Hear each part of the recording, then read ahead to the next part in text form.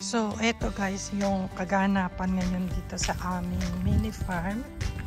Ito yung i-harvest kong onion. Yan. Last year, konti lang yung itinanim kong onion kasi halos nagkanda bulok-bulok din naman kahit na ipamigay ko yung iba. And then, this is my shallot. Yan po guys, yung aking shallot. Medyo so, kailangan ko na rin siyang bunutin. Yan. Kita nyo, as you can see guys, ano na siya. Yung ready to harvest na siya. Yan. And, itong aking carrots, wala na. Ano na siya. Ito ang kaganapan, wala na yung aking bed race dito. Tinanggal na rin. So, ito na lang onion at saka itong garlic ang i-harvest ko dito. Tapos pa-flat na namin siya. Mga ito siguro mga after 2 weeks pwede na siyang i-harvest. Pero magta-try akong kumuha ng isa. Try natin kumuha ng isa. Kung pwede na siya. So, let's try one. Okay na siya guys. Okay na siguro siya. Malamang.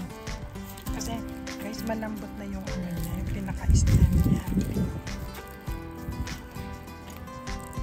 Pwede na siyang bunutin.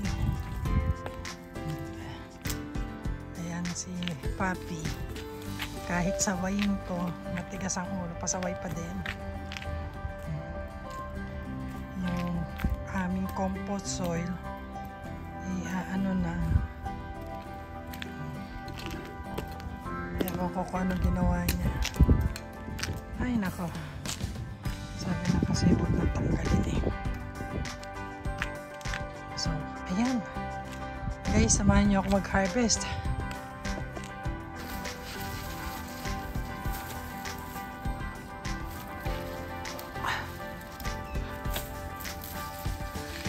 取りに行ったのに。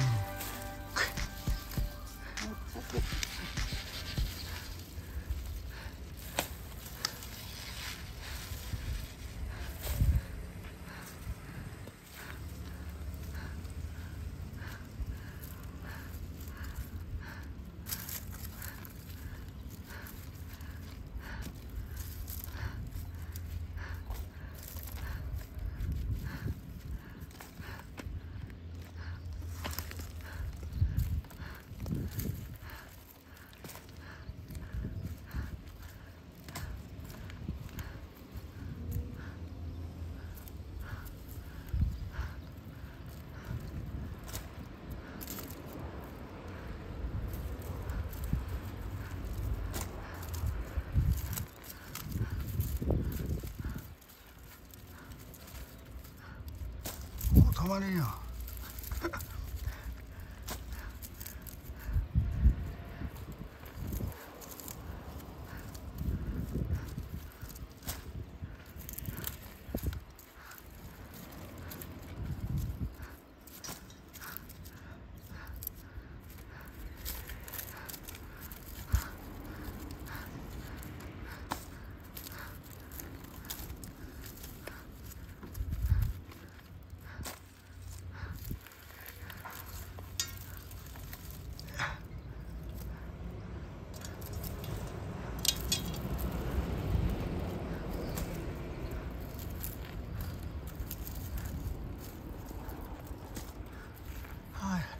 Ayan.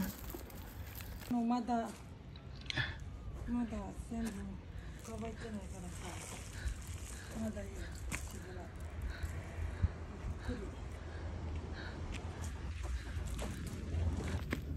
So, eto guys yung aming na-harvest. Ayan. As you can see. Tama-tama lang yung panahon, hindi masyadong mainit, hindi siya masakit sa bulat. Yan. Meron pang natirang konti. Yan. Next week po yan pwede nang i-harvest. Yan.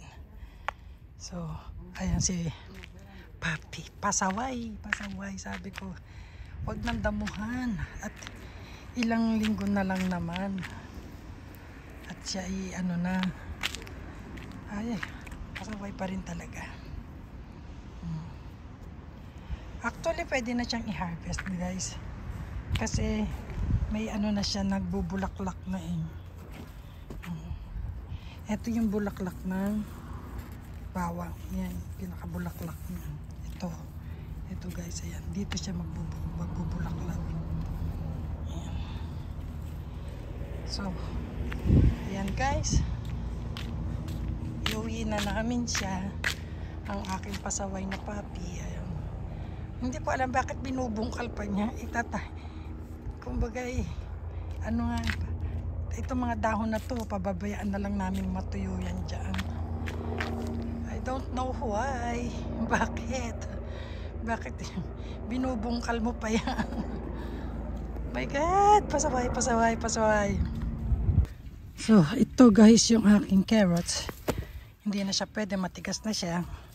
As you can see, tumaas na yung kanyang puno, napabayaan. Ayan. So, bunutin na natin siya para patuyuin. Ayan.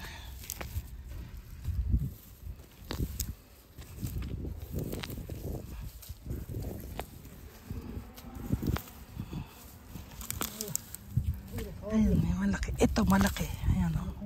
Guys. Pero, sayang. Tapo na siya. Ay. Ay, Papi. Tama na. Awat na. Awat na. Awat na.